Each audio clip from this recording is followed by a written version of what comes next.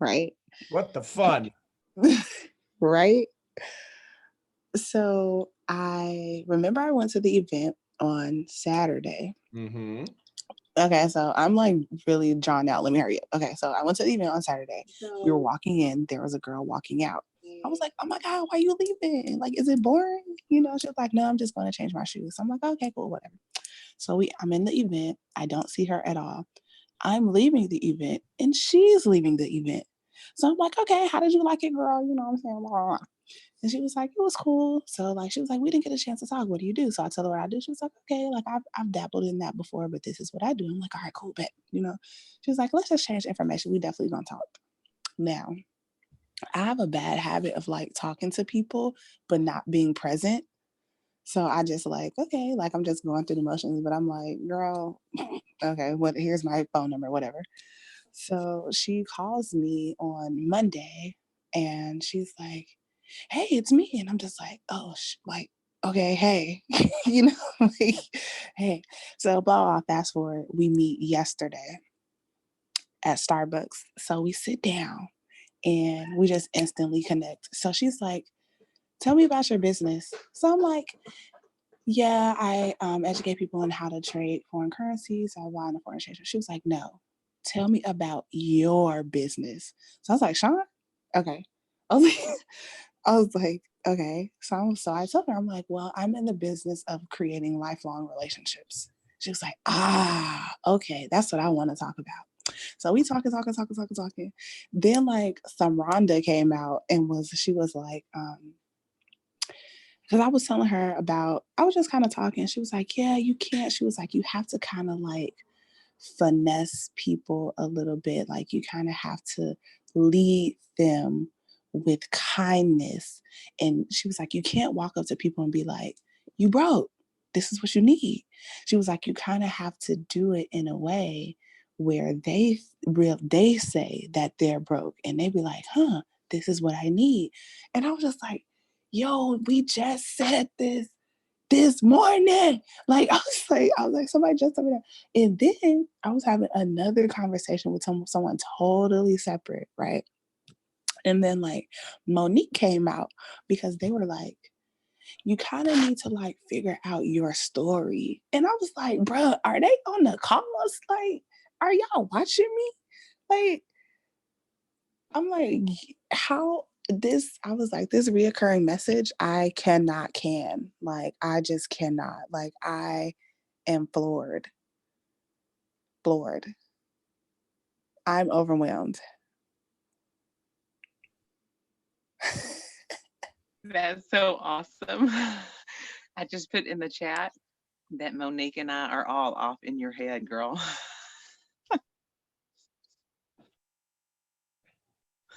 So here's the neat thing. That awareness that was brought to you through multiple sources is the part of you that's saying, hey, listen, I don't know what I need to do to hit you over the head with a velvet hammer, but these are sources of conversation that are happening for you, to you, and through you. Yeah, when I was sitting with the girl at Starbucks, she kept saying, she was like, it's really good that you're aware. Like, awareness is key. And she was like, I used to be, she just started to talk about her process. She was like, I kind of used to be just like this. She was like, because I'm very strong. My personality is so strong, but you have to learn how to work that personality to get what it is that you want. And then we started talking about the same thing that Asia was talking about. She was like, I keep getting these clients that's like 50,000, 100,000. She was like, I'm looking at other people like, why can they get people clients that are like 200,000? She was like, well, she was like, with my group, we're going over the 20. I'm gonna have to talk to Nano about this too. The 21 irrefutable laws of leadership or something like that.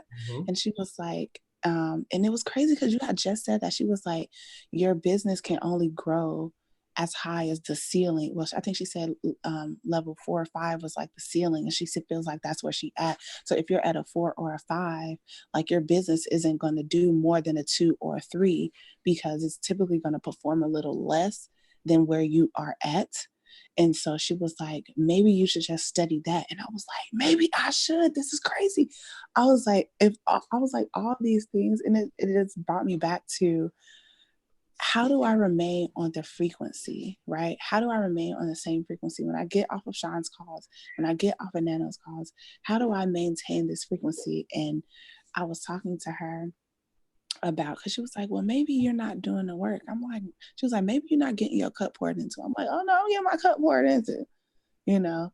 And she was like, okay, well, she was like, it took me about 37 months to do this. And I'm like, okay, well, I'm only 15 months into my business. So I got like 23 more months to go, like just to scratch the surface. But through you guys, through the people that I'm meeting, like the time is just going to be cut in half. I literally, like, this year feels so transformative. It's ridiculous. Like, I just can't. And I'm always in my head. So I had a headache for like the rest of the day trying to just figure it out. So you said something there that's pretty important that can just easily slide over, because it's a normal sentence to say in this conversation. And that is, yeah, I'm getting my cup filled up. Yes, you are. Two things. Does the cup stay full? And secondly, can we go get a bigger cup? So when the cup gets filled up, how is it getting emptied? Is it getting emptied because you go, ooh, that, metaphorically, or are you actually consuming it? Are you taking the time? Because if you take the time and dwell in it and sit in it, because you can get the cup filled up. You can go, oh my God, this is awesome. This is awesome. And then as soon as you get off, I don't know, I got to come up with another name for the Brittany that goes, well, that was just ridiculous. That was a waste of an hour. That one that goes, next, fill me up again. I just want to keep filling my cup up. And what's crazy? While I was talking to her, I told her, I said, remember I asked you about how is it that I can learn all of these things so fast, but I can't apply them as fast? So I told her, I was like, I'm taking it all in, but I have to allow it to pass through my digestive system. That's what I told her before it comes out. I was like, I have to digest it. And that's what it is. It's here. It's there. Sometimes it gets knocked out by other things that I'm thinking about. But for right now, for the past, I don't know, this is all that I've been thinking about. So there's more and more and more and more coming to me. Like, so what did it say in your journal in the last 24 hours? What skill or talent or resource do you need to come into your life? I haven't even been writing in the journal, and I meant to write in the journal yesterday, but I didn't. And I was like, because I was having these conversations back to back to back to back.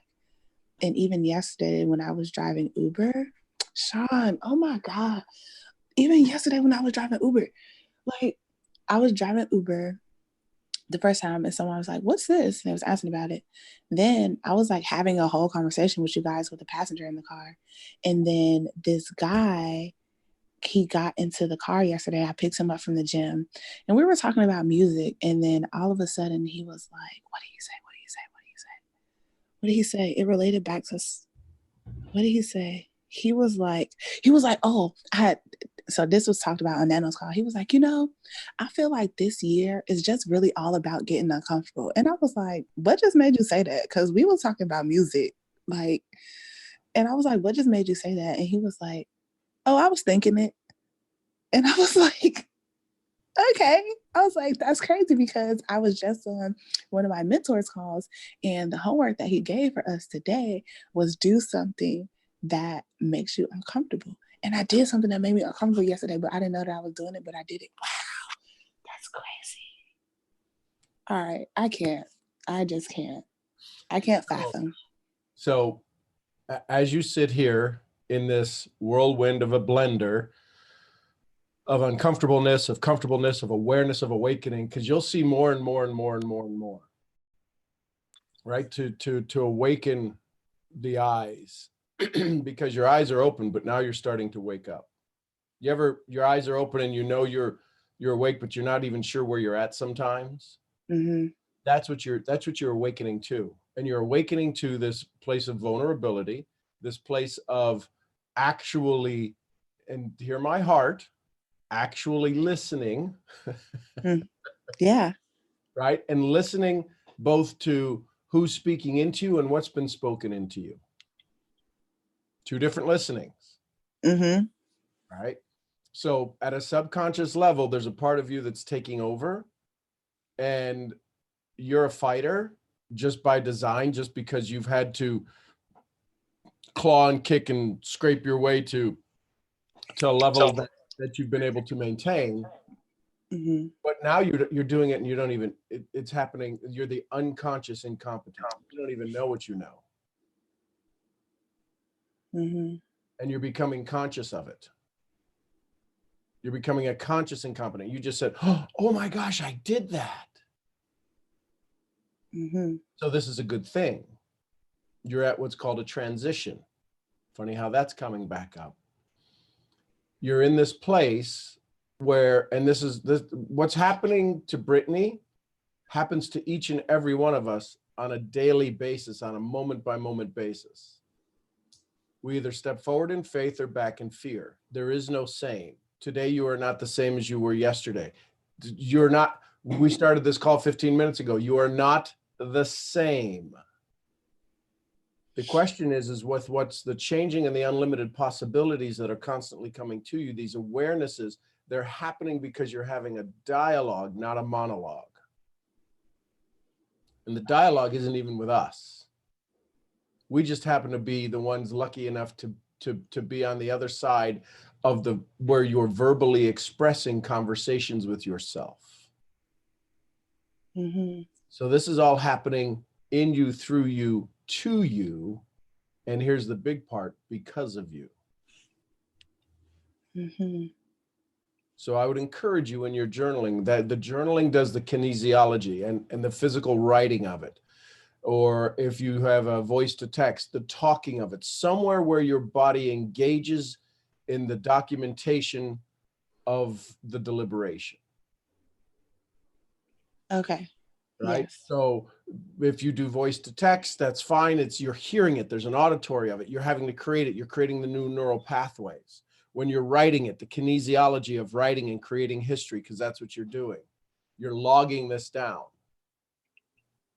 And I would encourage you in that writing, in that documenting of the situation, because even then, if you're documenting it, you're reading it as you're doing it. These last few days, these next couple of weeks, I would be very intentional in your documentation of moments, right? In this moment, you get to choose joy or misery. You at a subconscious level were choosing joy, that you look back now and put you into a state of wonder. That's what, oh my gosh, I did that. That's a state of wonder. It's a state of joy. It's a state of awareness. Imagine what happens if you just sit quietly for a moment and not be the 90-mile-an-hour speed racer going, what's next? What's next? What's next? What's next? Who, I got that. So when you say in your digestive, you have to digest it. How long does it take for food to pass through the body? If you were to have the most amazing meal, what would be your most amazing meal? What's a favorite meal of yours that's just like, oh, the smell of it and knowing that it's being prepared and the preparation of it, and then it shows up at the table, and then that first bite, what would that meal be? Is it a fish? Is it a steak? Is it a salad? What is that thing that you absolutely enjoy? You would just, 1,000 years I could eat this. Are you asking me? Mm-hmm. Oh, Probably macaroni and cheese. Awesome.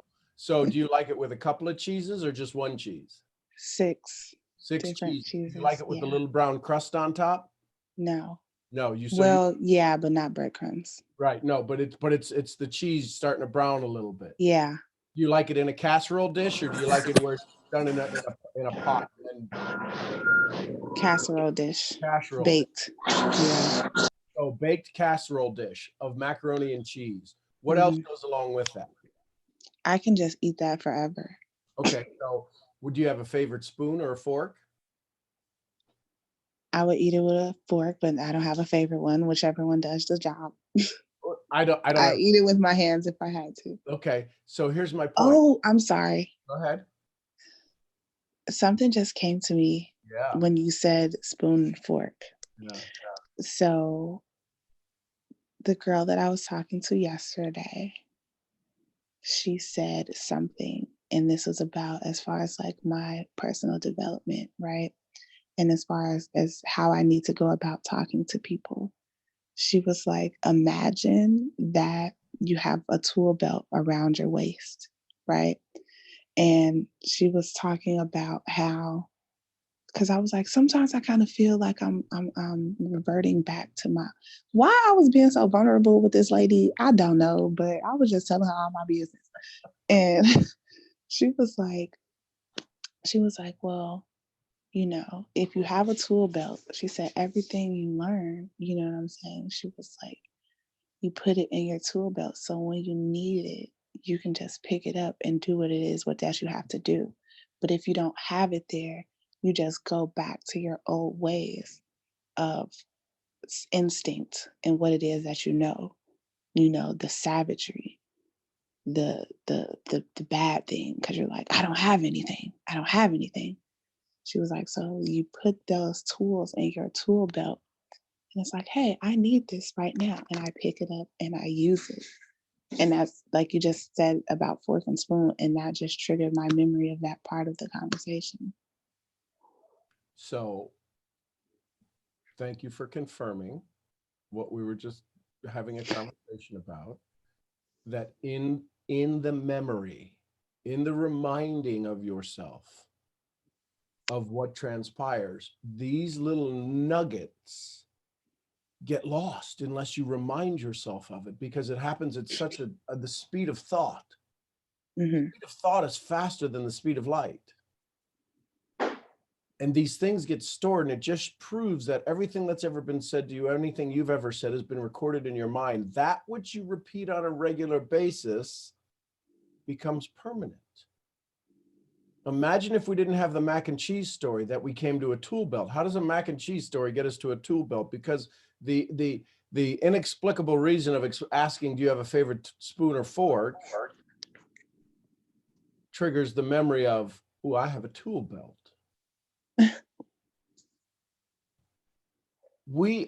And listen, everyone, please listen to what's happening. I know we're having a conversation with and through Brittany. This is important. This is everybody's life. There's 64 people on here. I hope you think of your favorite food. What is that thing that you would want to last? What is the ingredients that make that?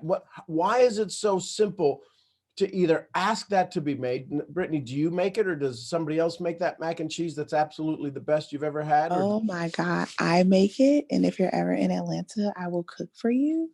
Okay. It's so good. So August. I got you. So here's my point. So you cook it. Is there any pain? When you go to, I got to make mac and cheese? Holy frickety frack. No.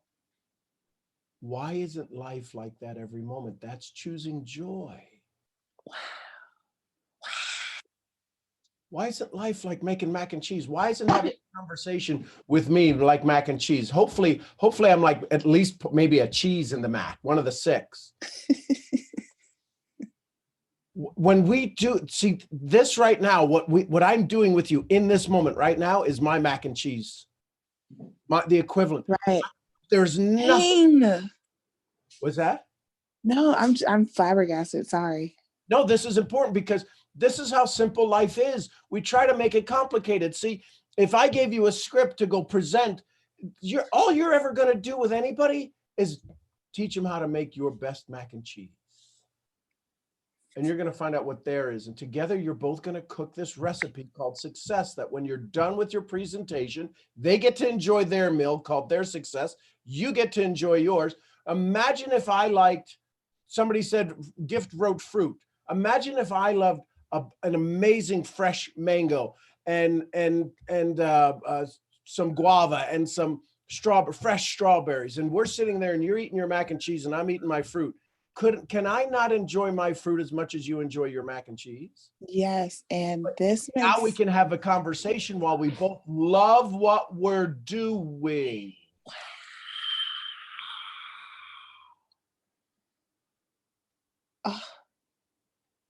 Who'd have thunk a simple six cheesed mac and cheese with a little brown crust on it baked in a casserole dish would be the solution to all of your problems.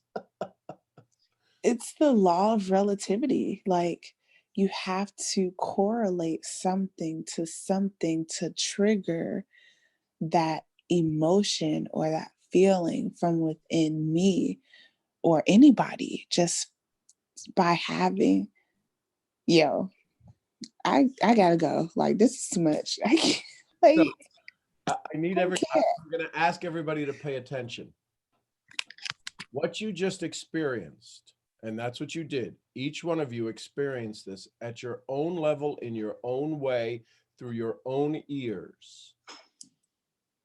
There's a part of you, some of you are going, what the hell are we talking about? We're talking about mac and cheese, and how is that like building your business?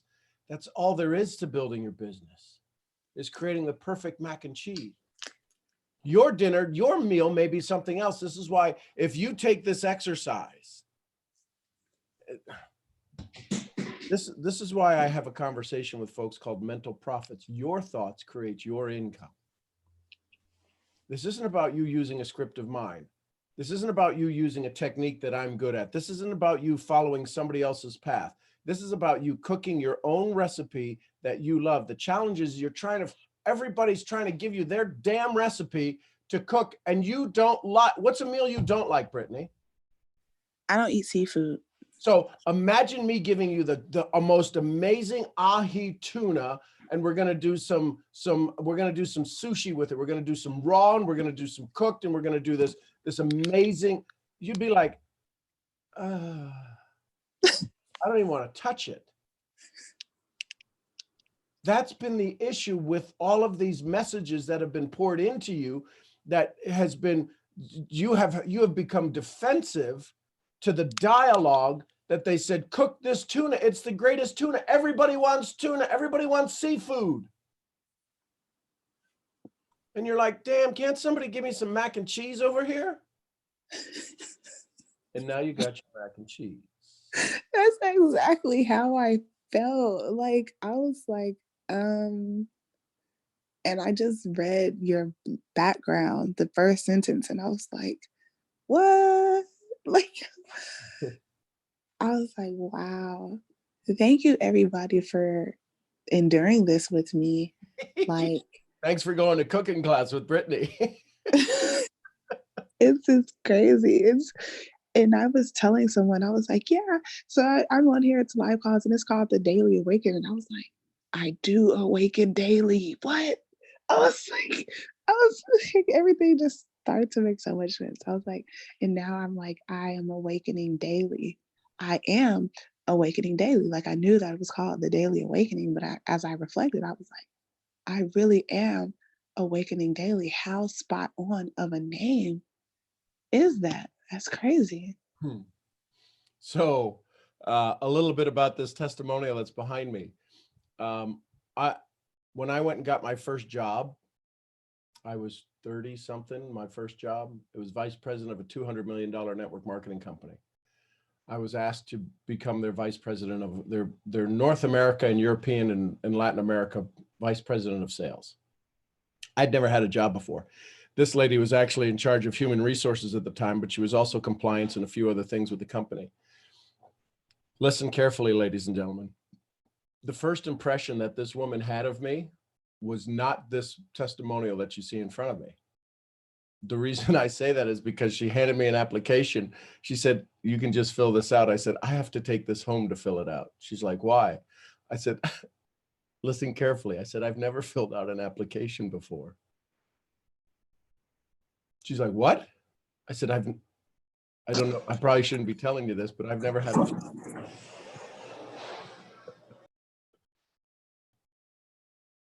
So she really didn't, she actually, she didn't think I should be hired in the position becoming the face of the company that they hired me for. She didn't know the rest of my story.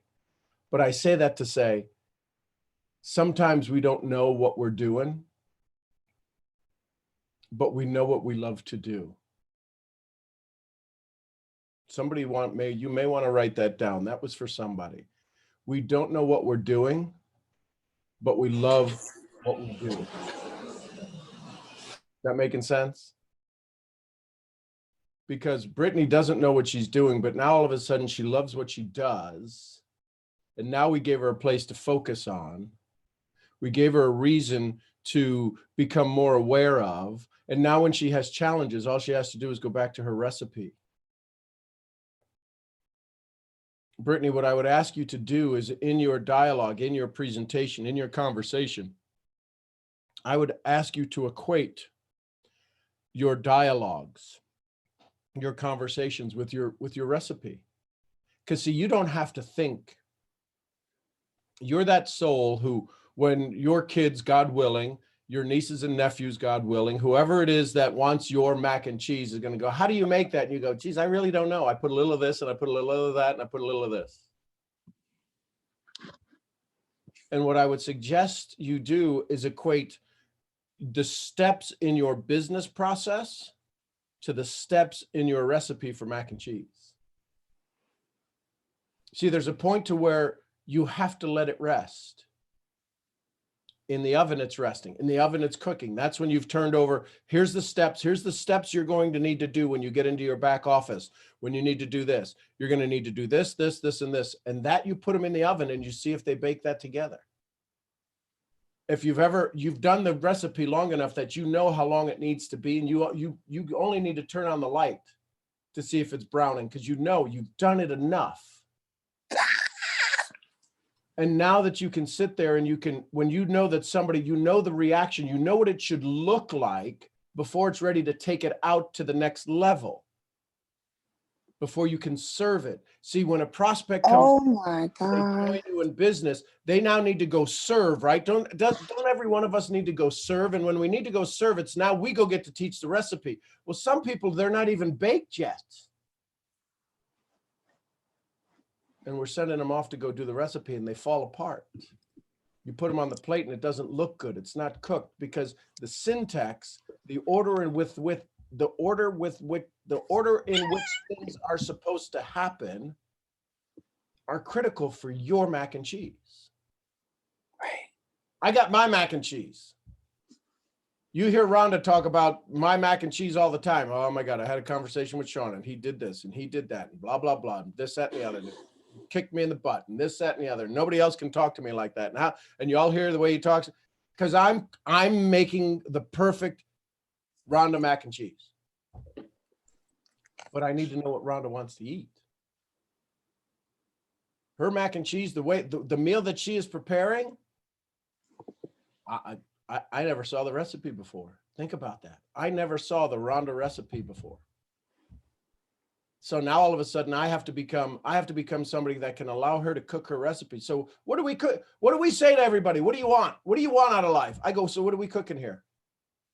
If I showed up in your kitchen tomorrow, Brittany, and I said, what are we cooking? You go, mac and cheese. Awesome. Never cooked mac and cheese before. Show me how to do it.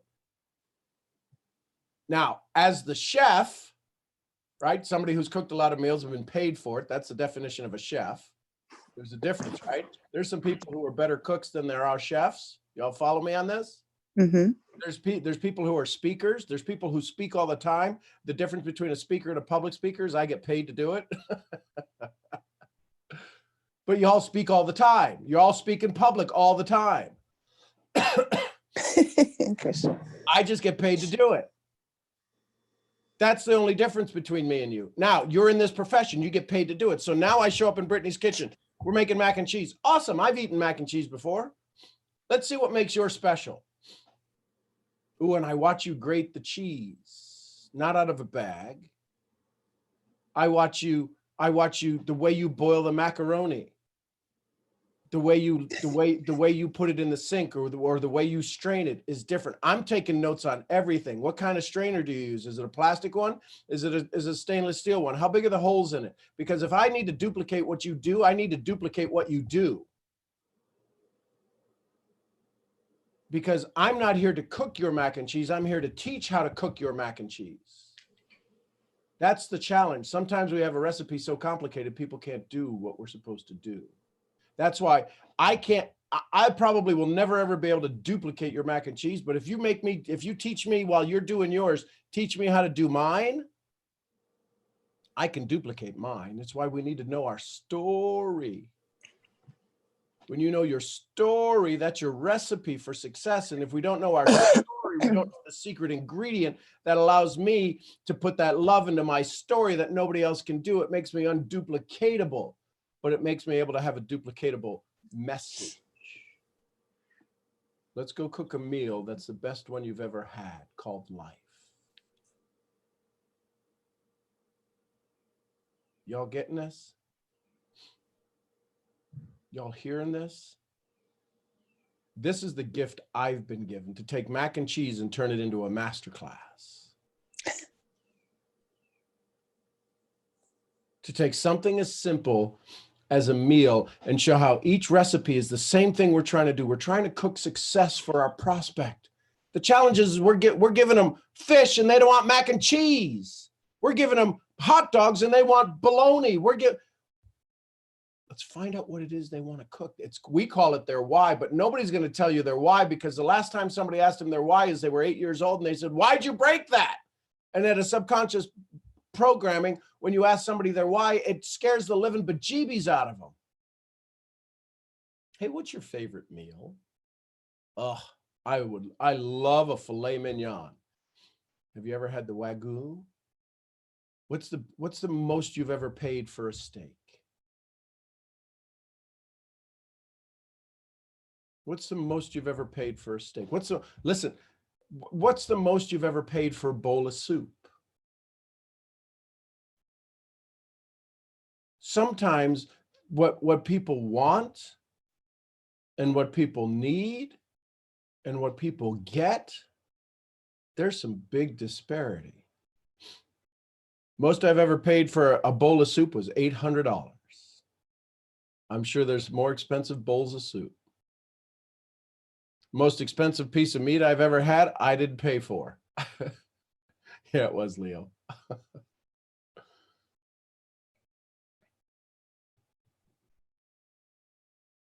So what is it? So the challenge let me break this down for you.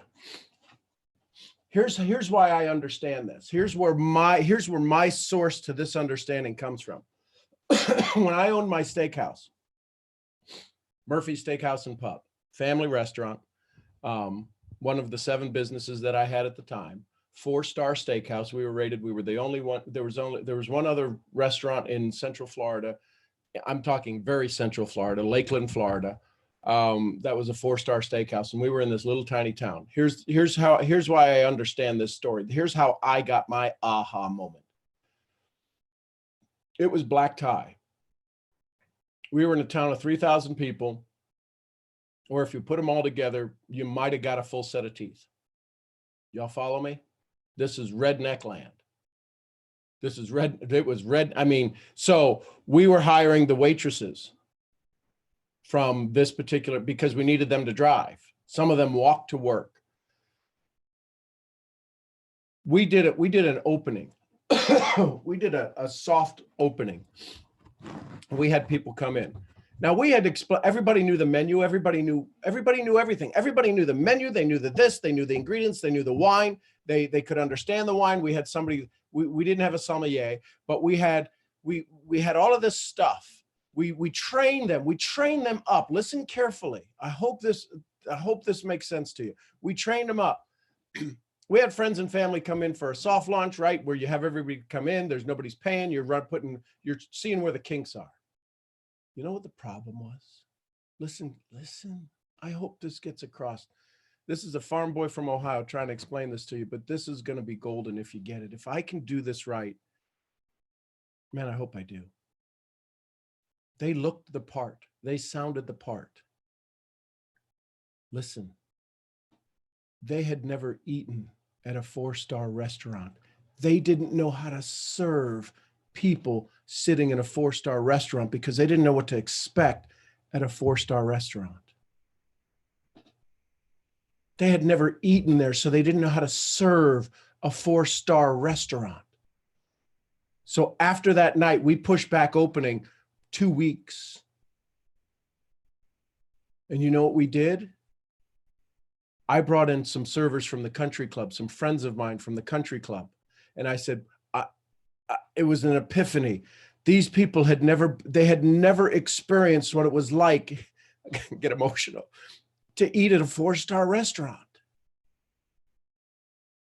When you have a waitress come up to you, we opened it up in October.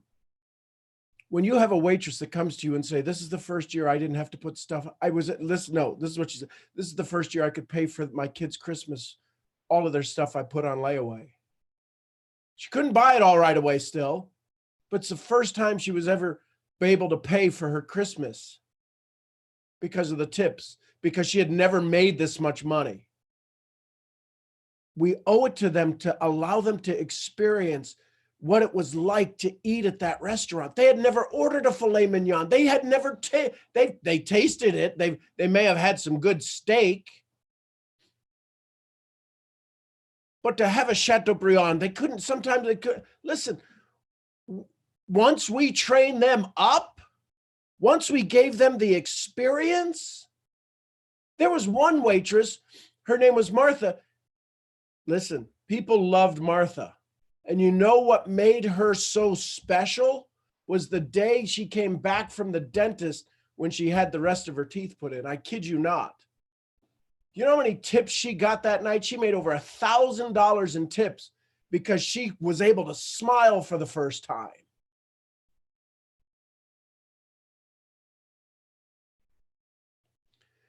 This is not a business of compensation.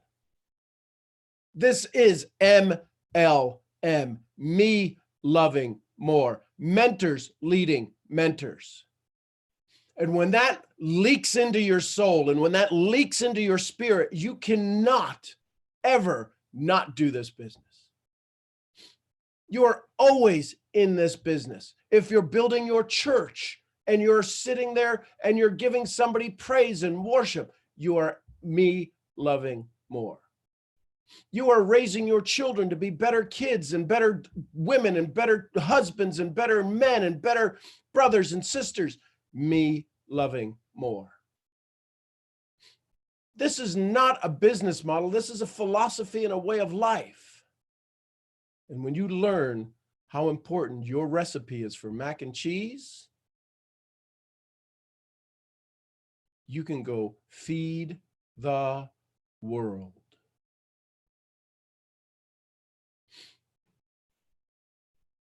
One waitress was, and again, thought we had them trained up. They had the experience. Sometimes people's experiences are expanded on a daily basis. One of these amazing souls, peanut of a girl, could carry a tray of 8 plates going out. I don't know how she did it. She was a mom of 3. I know how she did it. She's 24. She's standing in front of the sweet tea pitchers. Rob, you'll get this. She's standing in front of the sweet tea pitchers, the sweet tea and the unsweet tea. This is in Central Florida, right? We know how to make our sweet tea. This is a 4-star steakhouse. Let me put the pieces together for you. And I said, Gloria, I said, what's the matter, sweetheart?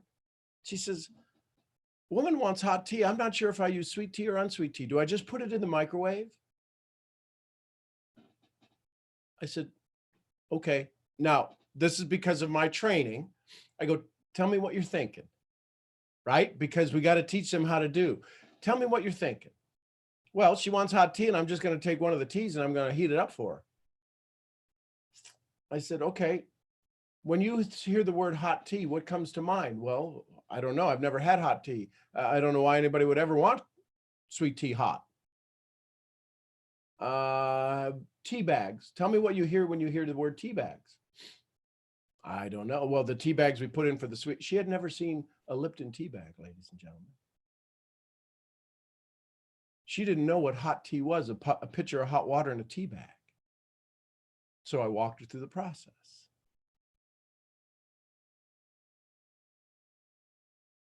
We can't assume the things we know other people know. That goes back to, well, they're just stupid. Listen, until none of us, has anybody on this call eaten Brittany's mac and cheese? We have no idea what good mac and cheese is then, do we? Oh, well, wait a minute now. My mama made some good mac and cheese. I get it, but it ain't a Brittany mac and cheese. Y'all follow me? The challenge is sometimes I'm sitting here going, my mac and cheese is better than your mac and cheese. You follow me? Their meal that they want is the meal that they want. Let them have what they want. Give them more of what they want and less of what they don't. Y'all understand these phrases that I've been trying to screw into your heads? Give them more of what they want, less of what they don't. Let them do less and be more. When Brittany does her mac and cheese, man, there ain't nothing easier than that. She is doing so much less and getting so much more.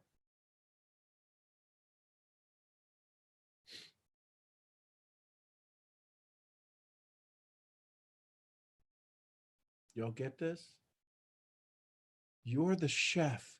You're the recipe maker. Your job, your responsibility, should you choose it, is to help them cook their meal to the best of their ability. How do you get better at it? You got to try a lot of meals. You're going to burn some shit. You're going to cook some stuff and it's going to come out raw. Oh, that was no good. Oh, it was a tablespoon that I put in. It should have been a teaspoon. You know how many times I've screwed up meals because of that? Listen, before we had the 4-star steakhouse, we had a family style buffet. And I made the banana pudding. I made the banana pudding faster than anybody has ever made banana pudding. Cut up the bananas, put it in the bottom, took the vanilla pudding, put it on top, done. Put the little wafers all around the edge of the chafing dish. It looked perfect. Put it out on the line. About 10 minutes later, somebody comes back in and goes, and they got the tray of banana pudding. They go, who made the banana pudding? I go, I did. It's good, isn't it? They go, what are the ingredients? They go, what do you mean, what are the ingredients? They go, what are the ingredients? This is the chef, the manager of the restaurant, right? I own it, but it's the manager, and I was working. He goes, I said, well, geez, I don't know. Vanilla pudding, vanilla wafers, and bananas. He goes, check your station. I look at my station. All the bananas were still there. All I did was put vanilla wafers on pudding. I never put the bananas in the banana pudding.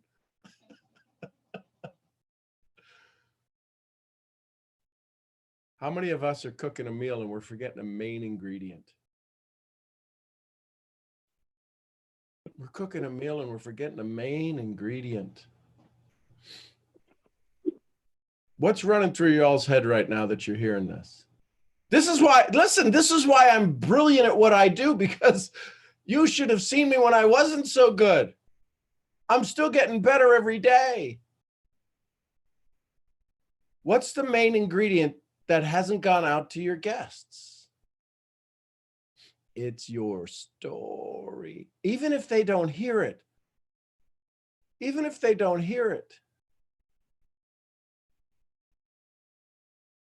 It's part of the essence, right? How many of us know, and I've had a couple, I don't know if I could taste it, where they burn the board and they put the glass over it and that smoke goes up in there and they pour the drink in there and they put the smoke, and then they put another jar over that and they smoke that, and it's these smoked drinks. All they're doing is giving you essence. And they're charging you for essence. You want to know why I can charge more for what I do? Is because you get my essence. You get everything about me. I have no qualms about giving you everything I got. Why? Because you ain't got the source.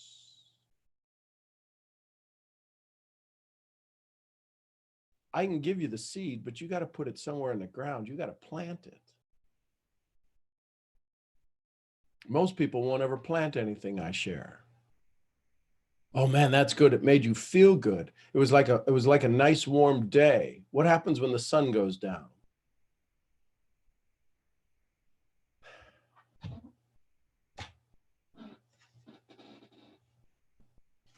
Y'all get this?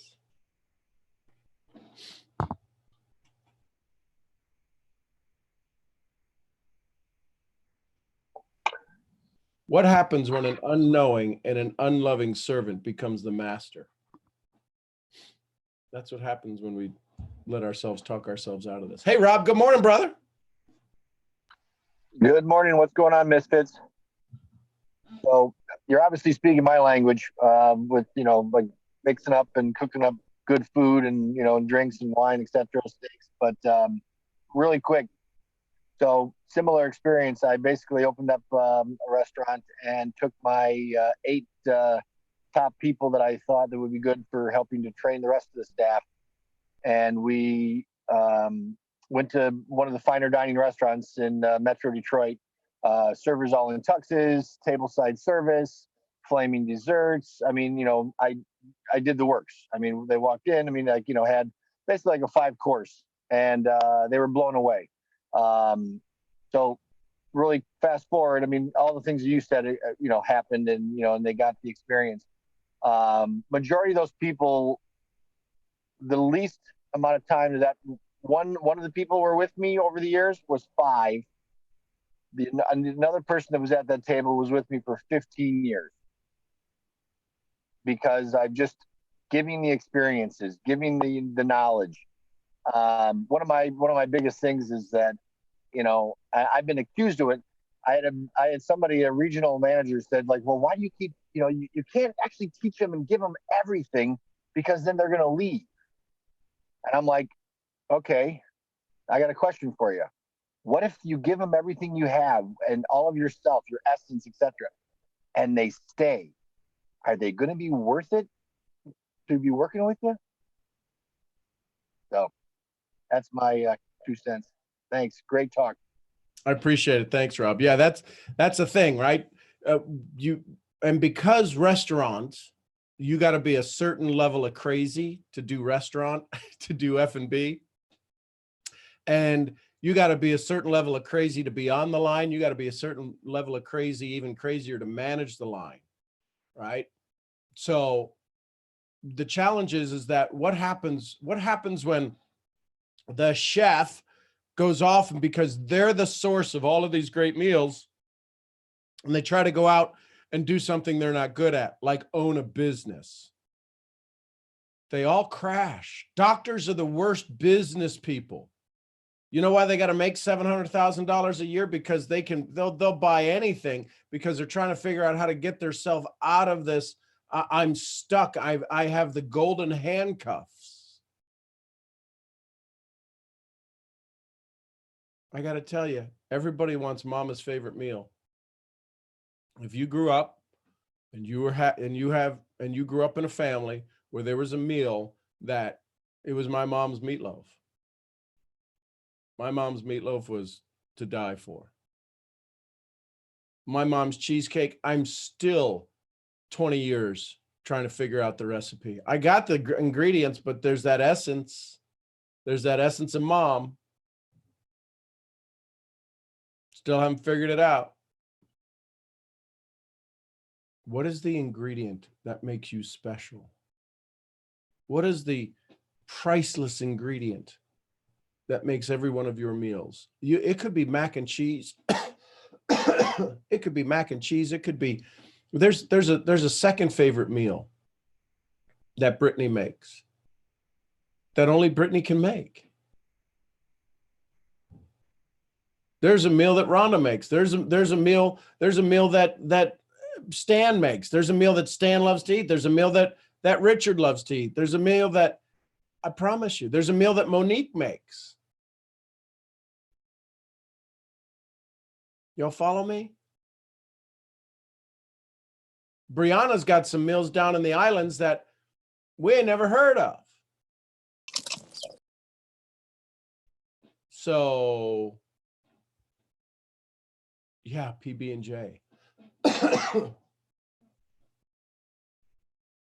So all of this to come back to, see, we can make this as complicated as we want with our prospects.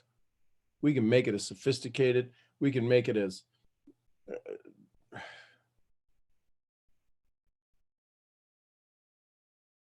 right? We got our favorite pan that we cook in. We got our favorite knife that we cut meat with. We got our favorite this, our favorite that. What's the recipe you're cooking up?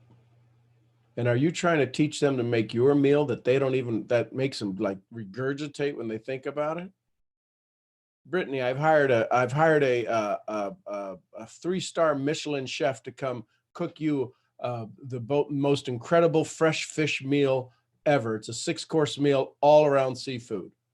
I don't want that, but it's a 3-star Michelin. I mean, I flew him in from France. He's got to have a translator. Doesn't even speak English. Thank you for the effort.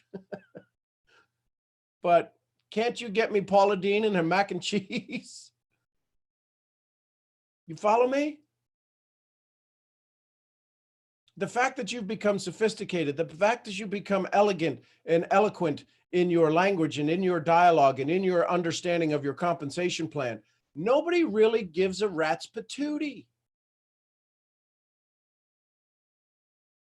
When we heard Brianna's grandpa, Clarence, talking, and her grandma talking, what complicated came out of their mouth? Amen. You guys are talking about God. I'm in. I'm all in. I got to go deliver a package right now, but I'll be back. And Clarence comes in and talking about being prepared. You want to know what that man's been through? I can't even begin to imagine the movie of that man's life. There needs to be a documentary on it because I know it wasn't simple.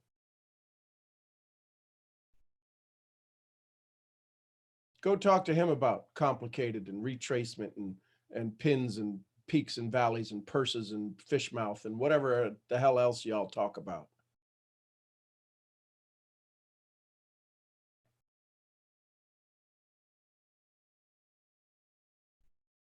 Where's RBP?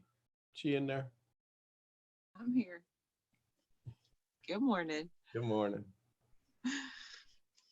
Okay, so I told this to Travis the other day when he and I were talking, and Monique was on the call. And Monique, are you still on here? I think she is.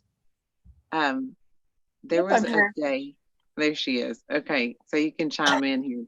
There was a day where Sean was bored one evening and he needed to make connection. So he posted on Instagram, I'm going live at 10 if y'all have anything you want to talk about, or live at 9. I don't know what it was. And I thought, what in the world is my friend up to? So what did I do? I went to Instagram and found the link, and I was like, okay, I'll just jump on a Zoom call, because he was inviting people to a Zoom call at like 10 o'clock at night. And it ended up being me, Monique, and like 3 other people. And Sean was just sitting there talking, and he said, give me a topic and I'll sell it to you. And Monique, do you remember what all he did? He did like 3 different things. Yes, I remember. We were making fun of him because we were saying you're showing off, because we were just naming off crazy things. And of course, in Sean way, he just, turned everything into a lesson. Yes, I remember. Yeah, he did. And that's what just happened. I remember one of them was the banister pole, the poles that hold up the banister. Yes, he sold us banister poles and why we needed them and how amazing the poles that he had were compared to everything else. And yes, Nano, yes.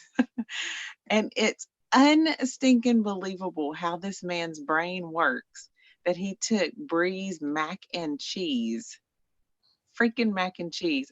Leo is challenging you.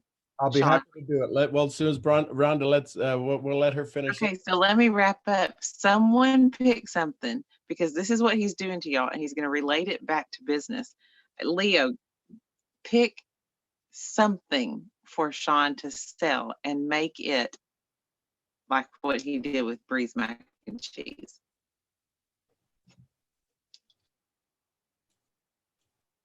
Okay, go for it, Leo.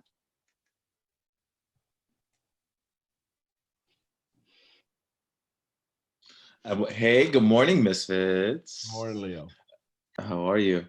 Okay, Sean. Here's a challenge.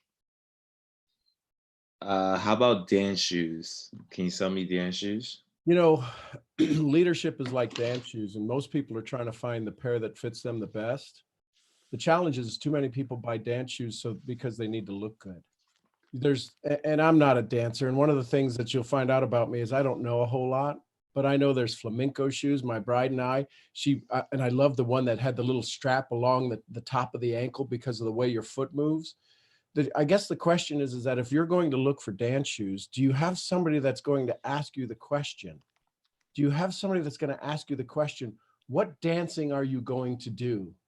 Right? Because if you're going to do hip hop, maybe you need some shoes that the tongue and everything is wide open, right? So you look cool, you fit the part, because shoes are the foundation of success. And if your shoes aren't comfortable, I don't care how much you learn about dancing. I don't care how good the instructor is. If your feet hurt, if your mission hurts, if the thing you're going to stand on doesn't fit you right, it's not going to work. You're never going to look good out on the dance floor, because what I do is I make sure that the shoes that you get are the ones that you want. And here's the thing that I guarantee you, it's going to allow you that whenever you get your shoes from me, you can always come back and replace them and get a new pair anytime you want. Boom, mic drop. Mind blown. And this is why you get on these freaking phone calls, because Sean Murphy can walk you through whatever is in your head and whatever is in your heart, and he can combine them even in the worst scenario and make it the best ever. This is his essence. Yeah, we all want to be like Sean. Why do y'all think I call him all the time? Why y'all think I hunt him down? Unstinking believable. And I agree with Monique. You didn't freaking miss a beat, booger. Oh, so good. But this is because, so how did I get this good? Everybody's like, you want to be me. You want to be like me, but you won't do the work like me. Think about that. Think about what you're good at. Nobody's going to be willing to do the work like you. So I can't expect you to do what I do. I just have to be able to make you say, I don't know what it is, but you got me. You had me sold at shoes. And anybody can type anything in the chat and I'll do that. Why? Because I've done it 1,000 times before. I may have never used it. I've never talked about selling dance shoes. But my brain, the way my brain works is if you just think about it a little bit, you absolutely understand what everything is. From poles, from a pole vaulting pole to just, if you take, this is what Sadhguru says. He'll sit and look at a leaf for an hour, truck straps. You know, here's the thing about truck straps. One of the things I love about the truck straps that we have, truck straps are these things, and it's this throwaway thing. And sometimes they're yellow and sometimes they're different colors and sometimes they got branding on them. But all of that is nothing compared to the person that puts on the truck strap. See, sometimes they're 2 inches wide. They sell these things in Home Depot. They sell truck straps for little cargo straps, right? And people think they're real tough and they're real cool when they go get these little 2-inch cargo straps. And sometimes you pull them tight and it's friction that holds them. Other times there's these ratchets. See, when you get out into the commercial world, when you get out to where you get paid for your truck straps, when you hold down, whether it's a load that's $40,000 or $400,000, you want to make sure you have the right truck strap. So here's the challenge. Sometimes you need to look at what is its tensile strength? How much pressure can you put on it? Because a truck strap is easy. You got to be able to have a truck strap that is, when you hit the wall, it holds everything together. in your personal development? What is that truck strap that holds you from losing your mission, from losing your voice, from losing your mission? See, too many of you are using a truck strap that you bought at Home Depot. You bought offline. You bought this book that you haven't even read yet. You haven't even taken the truck strap out of the package. And you're trying to strap down this thing called your life. You're trying to strap down this thing called your life with a truck strap that ain't going to hold nothing the second you come get into an accident. And that accident you're about to get into is called awareness and awakening. So when you're ready to get the truck strap that's going to hold your life together, no matter what storm you get into, no matter what road you get on, we'll have a conversation about that.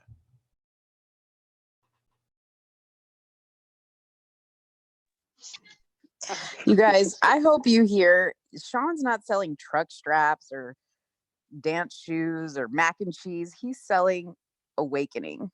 And that's what it always leads back to with him. So I think that that's why he's so effortlessly able to speak the way he does, because at the end of the day, the message is always the same. And Brittany, I had posted, I think you saw it in the chat, about, I thought it was crazy that he used mac and cheese as a example. And if you go on Brittany's page, the only thing she has posted about food on her actual Instagram page is a recipe to mac and cheese, not a recipe, but a picture of her making mac and cheese. And she has it titled God's Plan. Okay. And Brittany, I have told you, I slid into your DMs one day because there was one day that you were just posting one video of food after another. And I was like, girl, why are you selling Forex? Like, you need to be selling food, because that is what you do. That is what you love. It's obvious. And, you know, I get that for some of you guys, you know, the Forex is a means, you know, it's how you're making your money. But you've got to figure out why you're making that money. Are you making that money because you love Forex? I don't think anybody is that passionate about Forex. It's what the Forex is giving you, the means to. It's giving, you know, you need to sell it to get you to the passion of what you're truly here to do, which is to cook, girl, because you can cook. I mean, I have Thank you for that. Why you don't have, I looked on your page and I was like, why do I see 20 million pictures of you and not enough pictures of your food? Not that you're not beautiful, not that I don't love seeing your face, but I want to see your food. That's what's going to sell you, is the food. You know what's crazy, Monique? Like, I've been like that. The food thing in itself is a whole story by itself. But the crazy thing is that I tell people, like, I'm like, hey, like, with I've always had these things that I had written down, and like three of them were like three different types of restaurants, right? And I was like, I always knew what, but I never knew how. And then you happen upon something like this, which allows you to get an extremely good ROI and have your own capital. And I'm like, bingo, you know, this is what I could utilize. This is a tool, my vehicle to do other things. So I guess coming soon, I guess. Right. So when you sit down with a prospect, don't sit down and tell your story about Forex, because nobody's buying that. Talk about food and how you love food so much that you do this business and it allows you to cook this delicious food that I think you sell, because, or I don't know if you because I do. In the link to the one video of food you have, it says links where links be, and I was looking for the link and I didn't see it. I took it down. I took it down. But see what I mean? Like you sell yourself short because you took it down, and all I see is a link to Forex, and I'm like, well, I don't even see anything about Forex on there. So what exactly is Brittany about? Is she about the food or the Forex? What is it? Duality. So you get to say, I've partnered with a company that allows me to pursue my passion of cooking. They pay for all my utensils. They're going to put in a brand new kitchen for me one day. Yeah. Like when you were saying that about I make mac and then they have fruit, I was like, whoa, this is crazy. Because I was like, I can't wait. I can't wait to watch this over so I can like write it down specifically so I can use that. I could just be like, oh, well, what's your favorite food? You know, like what's one thing that you can eat over and over again for the rest of your life? Did everybody catch what Monique just did for us? Because I'm sitting over here, and Monique, you just gave me like a huge brain awakening. As much as I love my walk with the Lord, and y'all hear me talk about that, and y'all hear me so passionate about that, I just wrote down, after listening to Monique and Bree, Monique, thank you. Girl, I don't know how I live an hour from you and hadn't found you yet. I'm hunting you down. I'm tracking you down. I partnered with a company that allows me to be able to speak into others a true way of life and a little money on the side to be able to provide the necessary materials for them to attain a higher calling. Because I'm over here flooded with, because of what I do, I don't have to touch my budget, my home budget, to be able to minister to others, to be able to extend to them a way of life that they'll never even imagine how great it could be unless they hear it from my mouth, the way I say it, because it'll hit somebody's soul differently because it's coming out of my essence. So Sean pinpointed the essence, and Monique pinpointed how to personalize it. Are y'all getting that? Are y'all hearing that? Like, she put, Brittany in the spotlight, but put yourself in that spotlight. Monique, yourself. And hear what it is that is your personalized essence that is going to totally set you apart. Oh my gosh, y'all, this is so good. Now, here's another lesson. Rhonda's heard that phrase, that concept from me no less than 100 times. Listen carefully, listen carefully. It's why we have to have our community, your team, three-way calls, three-way conversations, and everybody speaking from the same hymnal, because it hit her when she heard Monique say it. You're never a prophet in your own land. And if you're sitting there with your team going, I don't know why they don't get it, I'm telling them exactly what to get, it's because they can't hear you. And it's also important as to why you need to show up, why we need you. Everyone on this phone call would probably, without a doubt, agree with me that access to Sean Murphy on a regular basis will change your world. 100%, guys. Yeah. Already Everybody did. on here. And you take, I don't know how many hours I've had with Sean, multiple hours, and he speaks this into me, and I have grown so much. But then Monique shows up and says like 6 or 8 sentences, and it wraps everything up that Sean has been sewing into me, and it puts it in a beautiful container and a bow on it. And then I finally get to go, oh, it doesn't diminish anything either one of them have done. But it took Monique showing up today on this call at this very second. So I say that to each one of y'all because you have to just sometimes at least show up, but you can't just pick and choose. You got to continually show up. It's because of Bree, Sean, and Monique, and then all y'all in the comments that I'm reading that I'm loving, that I got to have this awakening yet one more time. Y'all, that's freaking amazing. What you're getting out of Sean, what Monique heard out of Sean and Bree allowed her to step her game even up further and speak what she spoke. And then it helped me. And that's the whole concept of a rising tide raises all ships. As you rise, as you grow, as you change, all those around you with an earshot, paying attention to you, whatever, they're all going to have the opportunity to rise with you. I love this. Y'all are amazing. Thank y'all. So, Shay Marie, you got your hand up. Good morning, good morning, good morning. Buenos morning. dias. Well, yeah. Thank you very much for everything. And this call, Rhonda just like nicely slapped me on the face because I find myself sometimes not getting on this call. And today she texted me.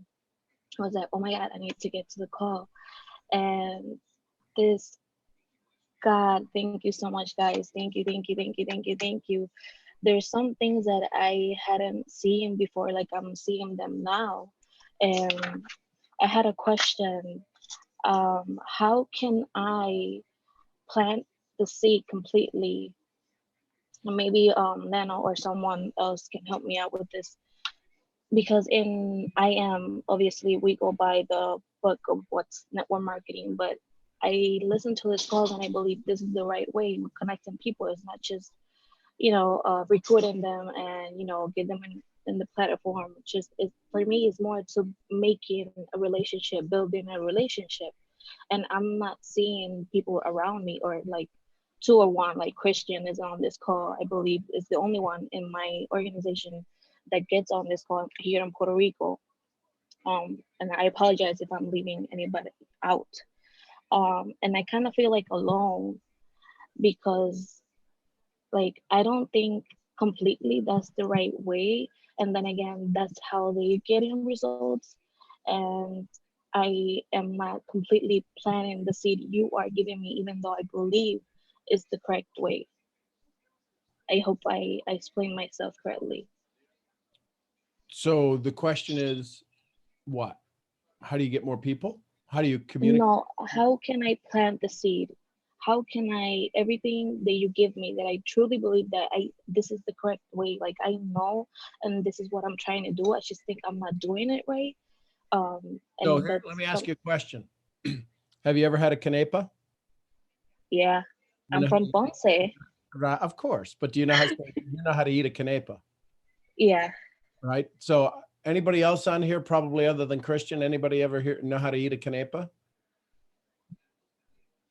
It is the craziest thing. You do not eat canepas on a first date. Let me just say that. You need a fork.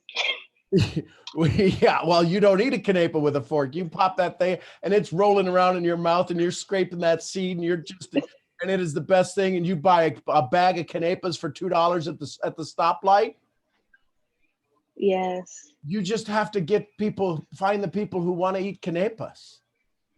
Because you are gonna get messy. You are gonna look goofy in this business. And this business is exactly like eating canepas. Brianna, you absolutely know what a canepa is. But unless you've been to Puerto Rico, unless you've been to the islands, you have no idea. They look like these fruits. And the first time you pop it in, you're like, there's only like a paper thin of meat on this thing. Why does everybody like it? Because it's damn good fruit. But there's people who can suck the color out of a canepa seed. And I was pretty good at it. Right? Yeah. So, but see, you just changed your essence because we had a conversation about canepas that nobody else can have. I've had a canepa. Yeah. How many people are trying to sell you canepas that never ate the damn thing? You're like, you're so freaking retarded. You've never even seen a canepa. Yeah. So the challenge is you're having people try to sell you, I don't know. It'd be like you trying to sell them canepas and they ain't never seen it. Go, well, this is how everybody's bringing business in. Well, that's how it works in Puerto Rico. You're going to have to what I call localize and culturalize your conversation. Habichuelas, right? Arroz con grejo, right? Habichuelas con grejo, right? So all of these things, pinchos, right? Nobody knows what a pincho is. My mom makes them in Michigan. She Okay. sells them. But so she sells them there because it's a delicacy. It's like this lady downtown who puts meat on a stick and we love them. Yes. Right? And a medallion. I mean, where do you go get a medallion? Right? Puerto Rico or Florida. That's the only places. Listen, so Christian, Shammy, watch me. I just My God, ordered I had a medalla all day, every day in Puerto Rico. watch this. What am I doing? Antique bottle. Empty well, bottle, If it's yeah. frozen, Yeah, exactly. Who said it? Brianna said Shammy. it.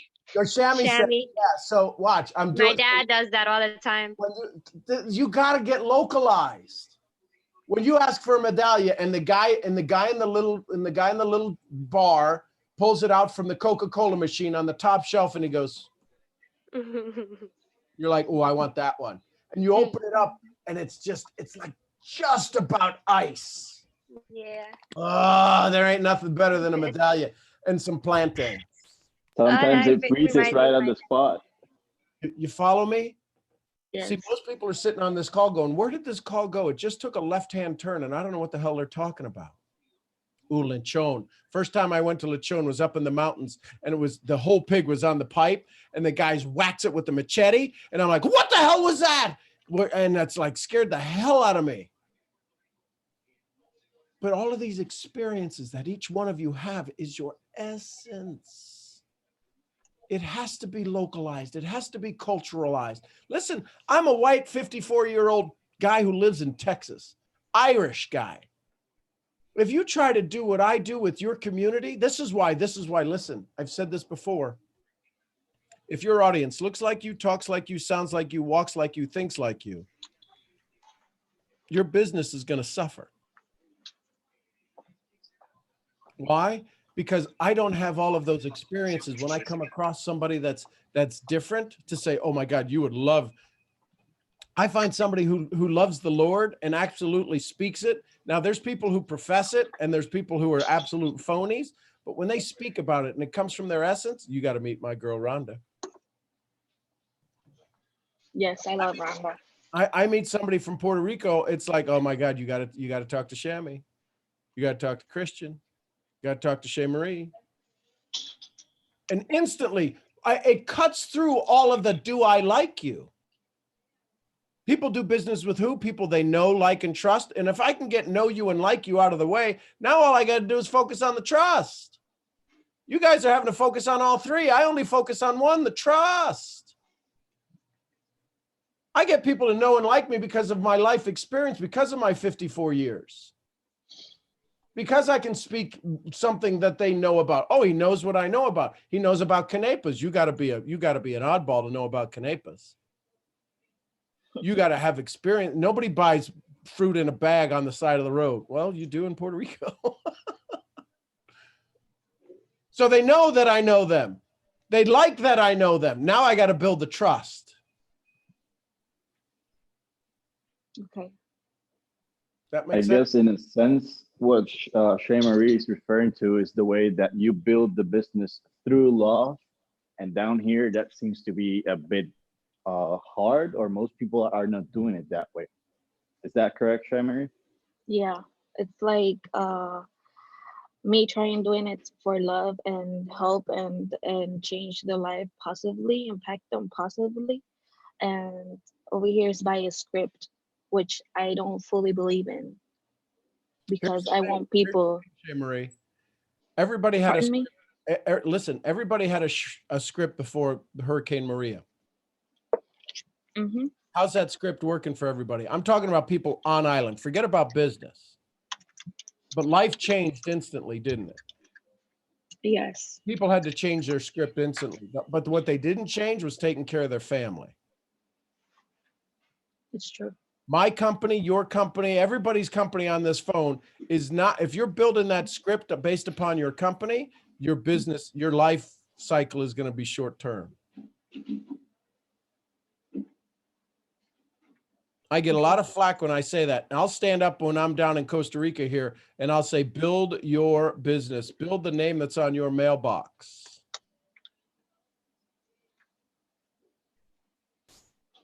Because company owners can do stupid things. It's So proven. you're meaning like build your own business based on your own values. So if I want to build the business based on love, let everyone else do what they want. I'll build it on love. Because what happens if the company goes away? Now everybody goes, they scatter like mice. But if they're building it based on love, you can change the name on the check. Anybody ever have a second job? Yeah. Why is it okay to have a second job? Why is it okay to cash a second check? Because you need it for your family. You don't care where the money comes in from. Too many people are building the name that's on the check. I'm building the name that's on the mailbox. Y'all are getting a piece of Sean's education and training on retention. See past what he's teaching you too. He's always teaching you more than what he's teaching you.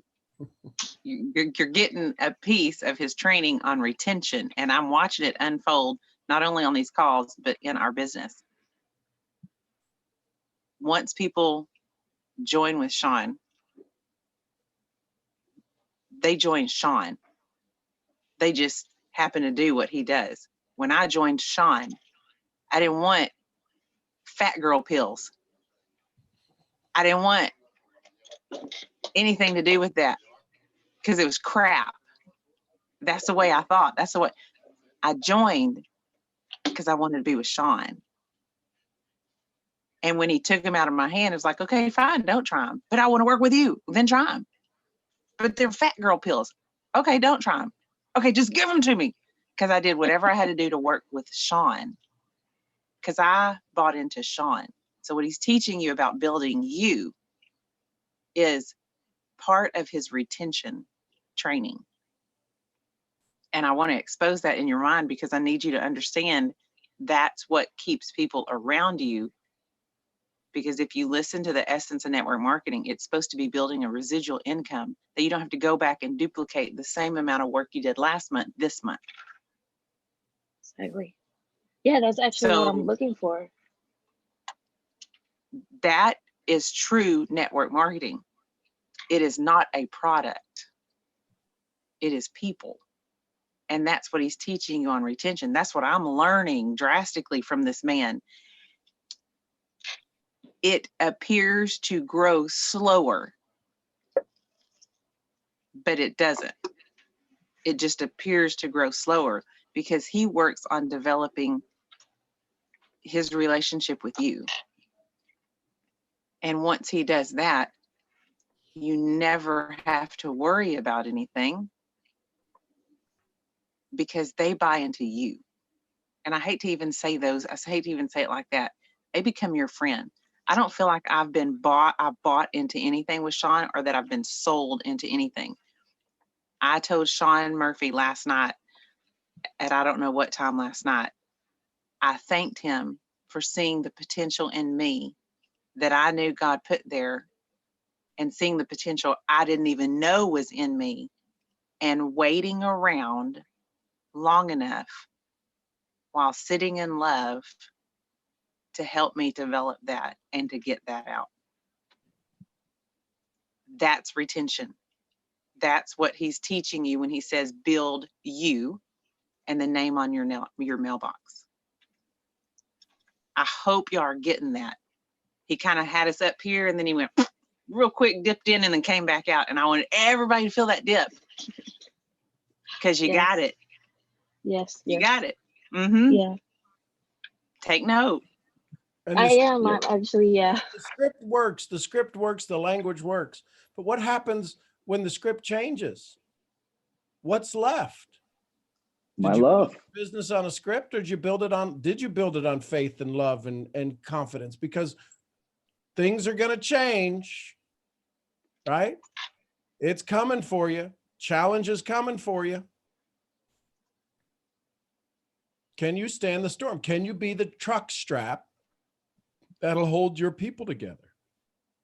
Because if not, you bought it at Home Depot and the first rain came, the truck strap dissolved. The first storm came, it broke off. How fast is the hard stop going to happen in your business? Because it will happen. Right now, we're talking about, we just got notification last night. We got a convention starting on Friday in Costa Rica. The government just shut down all public events. How hard is that stop going to happen for everybody who's planning on the first international event is days away, and it might not happen right now. It might not happen on the day it was planned. How big is that truck strap that's going to hold all these people together? I'll tell you what, it's pretty damn big and it's pretty damn strong. But most people, it would shatter them. Why? Because we weren't building for a convention. We were building people's names on their mailboxes. You know, another thought that occurred to me is, as he's teaching you about this retention and what he just said, can you love people and just build you to where they are invested in you because you love them so much that no matter what happens in their life, you can help them redefine normal? Take the hurricane, for instance, that he's talking about in Puerto Rico. Can you love them and care for them so much in the good that when the bad happens and they have to redefine normal, that they know you're still there for them? I'm gonna tell you something, Rhonda. She can, and she knows she can. She's being there in my rough times, in my good times, and we've kept each other going. So she has that heart, and I believe in you, Shai. You can do it. We're gonna build an awesome team based out of love, and we're gonna build it beyond our dreams. Yes, thank you. You're gonna make me cry. Stop. Okay.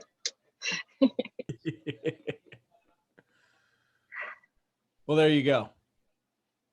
Awesome. Brianna, go ahead real quick.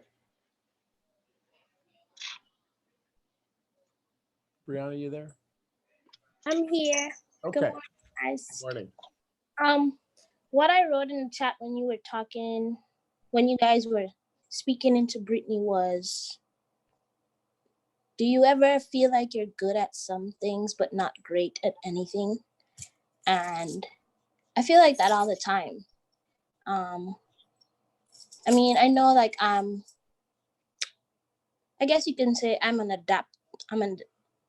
good at adapting to like different environments and learning just enough to get by in like different areas of life or whatever. But yesterday, when you guys were talking about food and cooking or whatever, yesterday at my job, I did something that I never actually done before. And it was weird because I love singing. I've been singing all my life. I literally wake up to sing, if that makes sense. And yesterday, I mean, I work at open mic on Tuesday, every Tuesday at my job. And I never go up and sing. And my coworker was like, hey, you should do this. You have a really good voice. And I was like, oh, okay, whatever. So I get up to sing and I'm like shaking in my boots, butterflies, nervous as heck. And I just start singing and everything else just like melts away. And I just close my eyes because I don't like the attention, like people looking at me. So I just closed my eyes and I just started singing and everything else was just like non-existent. And then even when I got home, even speaking about it now, I still feel like shaking in my bones. Like I've been so scared I've been in choir, I've done all these things. I did not think I'd be getting emotional, but I've been just so scared to sing and I don't know why. But it's like the only thing that makes me happy. So singing is the highest form of praise to God. When you raise your voice in song, he pays special attention. I learned that in grade school. Whenever I want to get connected, I'll sing. And I'll just sing anything. I'll repeat a refrain over and over and over, but it's in song. Now, here's the funny thing. Listen to how we trick ourselves. I don't like people looking at me, so I close my eyes. Listen, it didn't stop them from seeing you. When we close our eyes, we stop ourselves from seeing ourselves. What you just shared right now, you're still not even sure why you shared it, but it's coming out. You don't know why you shared it. That's why you started to get your butterflies again. But that's because you want to be seen. You need to be seen. And when you sing, it changes the world. It moves people. It gets into their souls. See, the vibration of song can weave its way into the cells of a body faster than any dialogue. That's why things like song and cooking, like some of us love mac and cheese, and some of us were just going, we just all went, when we heard Britt Bree to describe her mac and cheese. When we hear you singing, we can hear this joy, and you're bringing joy to the island. Just sing. Just sing. You've partnered with a team in Puerto Rico that are helping, that's allowing you to sing more, to sing your song. And what you sing, there's going to be people who love it. What you sing, there's going to be some people that go, why would you sing that? Don't stop singing.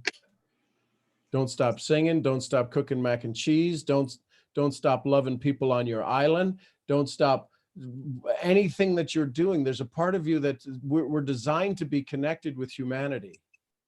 This business provides us a vehicle that we don't have any other way, not in traditional business, not in communities, not in this world of competition. We finally get to be in a place where we can be cooperative.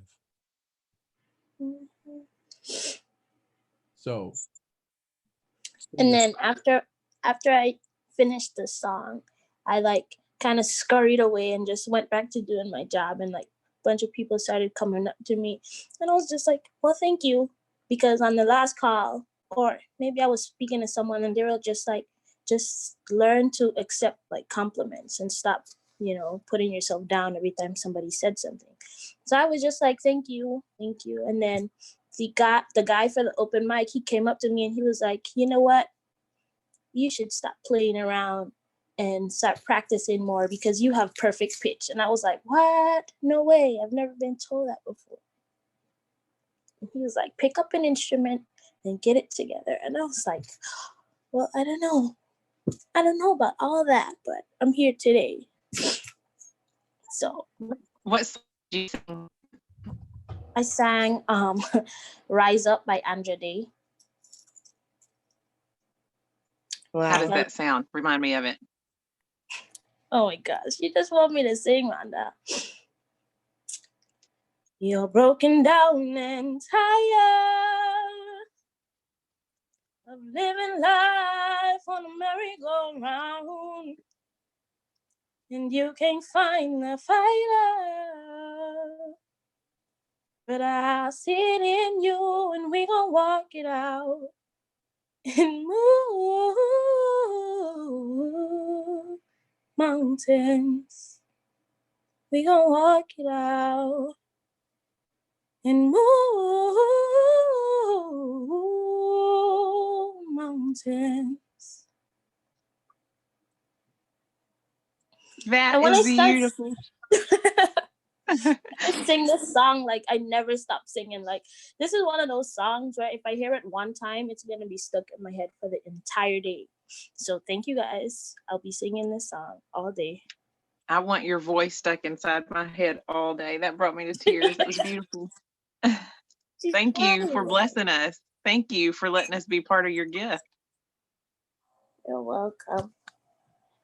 This is our responsibility to everybody that sits across the table from us. Find their passion.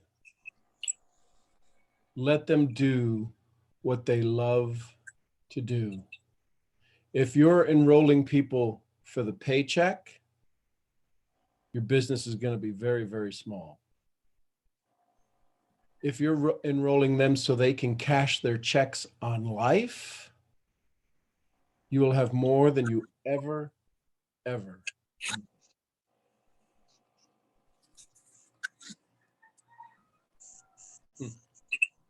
Brianna, thank you. Brianna, you are amazing.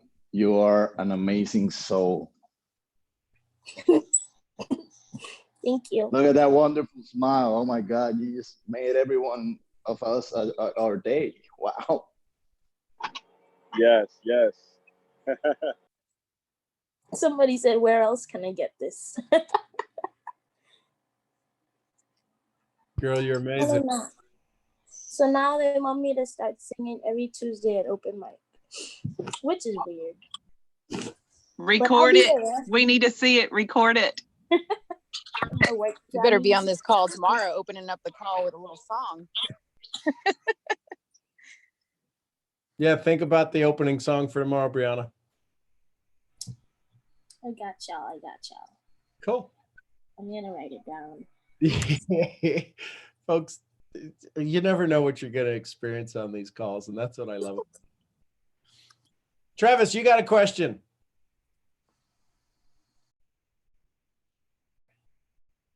Hello. Good morning, family. Good morning, Sean. Good morning. I had an aha moment, family. My aha moment was a moment ago with the mac and cheese brief. I had and with the restaurant. So I used to work at a burger and wing joint, and I worked in the kitchen. And every time before I got off of work, I would make me something to eat, of course. And I would make me just enough to let my friends around me at home try it. This is back when I was at college and all my friends would be home. So I make enough for everybody to eat. And they'd be like, wow, this is good or whatever it may be.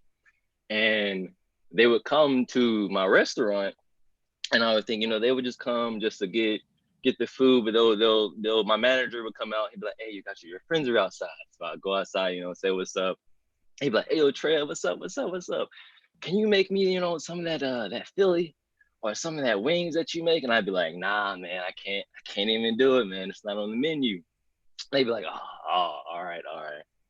Well, what about that wing sauce? You make that sauce just right. I bet, man, I can't even do it, bro. It's not on the menu. It's against policy. And the aha moment I had was, how many times has someone wanted all of me? I wrote this down. How many times has someone wanted all of me, but I only gave them a piece of what I had to offer, right? They wanted my full value, but because of the environment or whatever circumstance that I may be in, I never gave them all of it. And the same thing with when Monique said about Bree's page, like there's a full pictures of her everywhere, but there's nothing really that much of her cooking, right? And I think of the same thing, like I have so many things on my own page, but there's not really much of what I have to say or what of mine. I've only given them a piece. So that was the aha moment that I had. And that's more than an aha moment. That's a holy you-know-what moment. Yeah. And I've been sharing with you all from day one of this call, authenticity. You've heard everybody say the word authenticity. When you're not authentically you, there's people who have met me. This is the same way I show up when you meet me. I get on stage. This is the same way I act when I'm on stage. You're getting everything that's just me. This is off me being authentically me. When you're not in that state, you don't get to hear stories about mac and cheese from somebody who thinks the world used to be stupid and now she falls in love with them because they're all just chefs out there wanting to make their own version of their own mac and cheese, their recipe. We get to hear somebody like Brianna sing in St. Thomas, and she's here singing to us, and she's like, well, I need a platform. Well, listen, some of the biggest stars are YouTube stars. Go, girl. You got open mic night in St. Thomas. Let's do open mic night around the world. So that's a huge aha for you to become aware and awaken to that.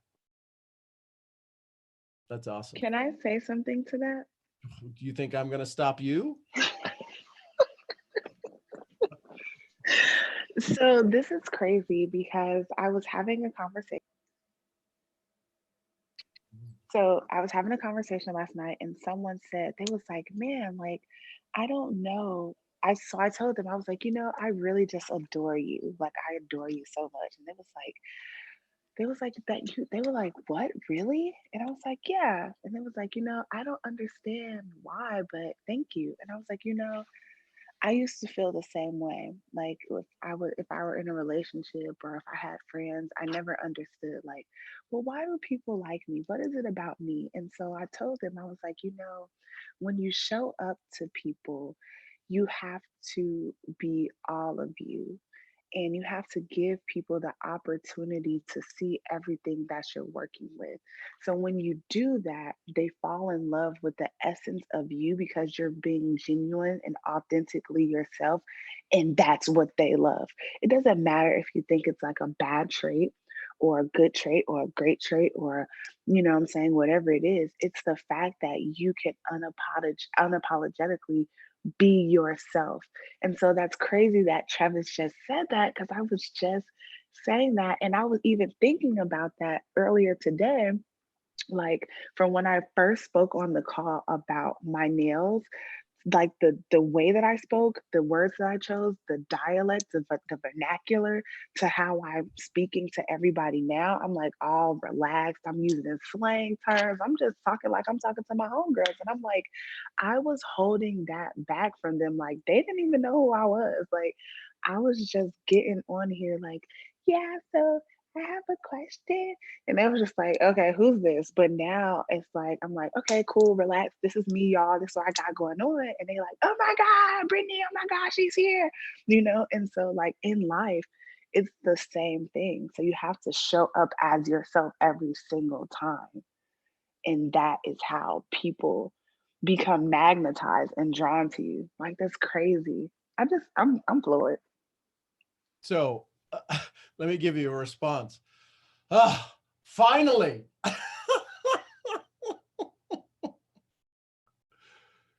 This ain't nothing about me. It's nothing about what you're about to learn. It's about, can you be you? Can we rub shoulders and you take away something off of me that becomes you? Shay Marie, can you take something off of me that becomes you? Because when you try to use somebody else's script, it ain't gonna work. Yes, I can take what you teach us every morning and apply it on my own way. Yeah, go build the Shay Marie. Listen, anybody who's giving you the script is because they're building them.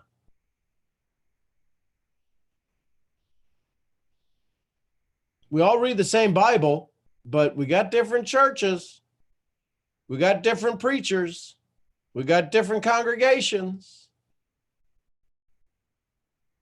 Go build your church. Noah. Good morning, Noah. Talk about all, we got like hotties girls on here. We got hottie guys on here. How'd y'all show up here? Morning, everybody. Good morning, Noah. Sean, you always know how to make people feel good. That's one thing that I like that you do consistently. It's making people smile before they even start to talk. So thank you for that. Thank you for, every bit of value, every bit of education, every bit of wisdom that you provide to people on these calls. But something that stood out to me today was when Brianna was telling her story about open mic night.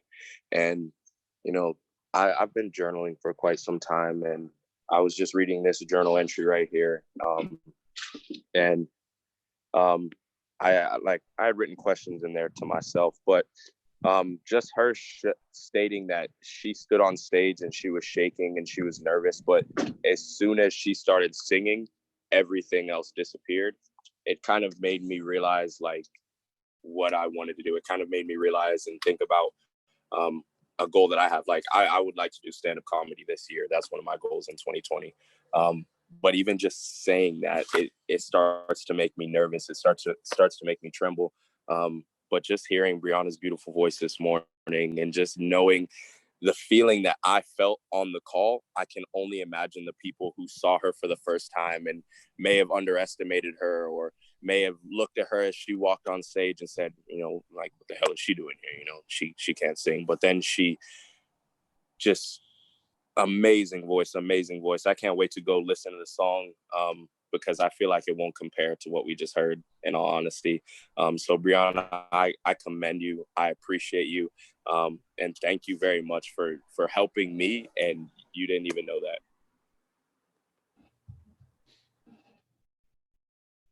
All the way from St. Thomas. This is why we can be connected instantly, effortlessly, in the speed of thought.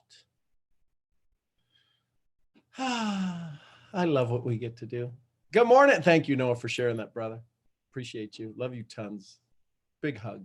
Gina, good morning, Gina. Where's my little Gina? Here she is. Watch this smile. Watch this smile that shows up. There it is. Hey everybody. So this kind of goes back to Shea Marie talking about the garden, because yesterday when I was meditating, I got this download and I wrote it down. So like bear with me because the handwriting is a little messy. But it was saying that essentially like you have to clean out your garden with all the trash, clean out all the weeds, and then plant the seeds that you want in your garden. So plant the seeds of positivity, whatever seeds that you feel like tied to the values that you have. And before those seeds are going to sprout, they're going to start rooting. So you may not see the results of the seeds that you planted, but know that it's working. And eventually those seeds will sprout and you'll be able to eat your fruit abundantly. So she'll be able to grow, not her business, but grow her legacy and grow her name. So I just thought I'd share that. Awesome. Gina. Do y'all remember the old show Martin? Gina. Oh my gosh, Gina. First of all, I love having a friend named Gina in my life because now I can do that and be like, I can really do that. Second of all, let me look at the calendar, on the 17th. So in 6 days, I'm speaking at my sister's keeper at a church near me. And I was supposed to have spoken on the 3rd, and they had to reschedule because it's like a town of 10,000 and the school basketball team went into the playoffs, so no one was going to be there. So they rescheduled me. And she told me, the first lady told me what I was going to be speaking on at the end of February. And she said, it's cleaning the trash out.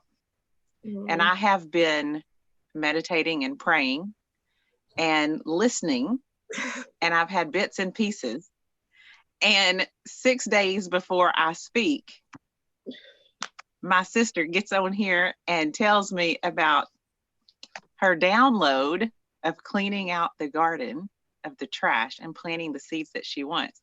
So I have to say a big, huge thank you for showing up in your meditation and getting your butt on this call and speaking into me. So you will be a topic, and what your download is will be elaborated on, I'm sure the Holy Spirit will give me even more, but you will be my topic at my sister's keeper next Tuesday. So thank you. You had no idea when you said that that's what was coming.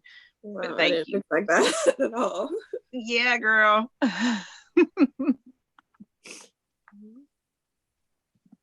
Y'all realize what happened this morning? I hope you do. I mean, I know you do. You were there. But what y'all created today, this is the synergy of connections. This is the synergy of not competition, of cooperation. The synergy of being able to allow other people to have their greatness and us cheer them on. It's just exactly, Ralph, me loving more. Mentors leading mentors, making lasting memories, making lasting money. Y'all are amazing. Y'all let me do what I love to do. Y'all can tell this is my cooking. This is my recipe. Taking these souls that have 8,000 ingredients going, whoa. Let's put some of the stuff back on the shelf and let's go find your mac and cheese. Let's go find your filet mignon. Let's go find your T-bone. Let's go find your peanut butter and jelly. Let's go find your dance shoes. Let's go find your truck straps. Let's go find the little pacifier that just excites the bejeebies out of you. When you start to listen with every pore in your body to people, you'll be amazed at what you can smell and what you can feel long before you ever hear the vibrations come out of their mouths. I will title this episode 384 on YouTube will be called The Mac and Cheese find your mac and cheese. I You love know, you. Sean, Yes, go something ahead. I find amazing from this call is I only know a handful of you all, but I already know I love you guys so much, every single one of you, because you've connected in so many ways and poured into each other just willingly. No force, no, you were not coerced to get into this calls. You were not coerced to comment on every single thing we say. And I know whenever I meet any one of you, I know what I'm gonna expect. I know what I'm gonna get because we're all connecting the same vibe and frequency of love. So I love you all, and I hope you all have an amazing morning, an amazing blessed week, and an amazing life. Appreciate you, Christian. So it's funny how Beamish always shows up when the love starts pouring into the room. I appreciate y'all. I'm Sean Murphy, along with an amazing group of misfits. Yes. And you know what? I'll see y'all where? At the next event. Y'all share some love with each other. I love y'all. Bye. Love you guys. Love y'all, my misfit family. so much. Everybody have a blessed, Day, wonderful Love day. you all. Have a great day, fam. You guys. I love you guys. You Love guys you be guys. I love you Have a good guys. day. Have a great day. Guys. Hashtag mac and cheese. Let me Yeah, get I'm some of very that mac hungry and right now. cheese. Yes, sir. Bye, dude.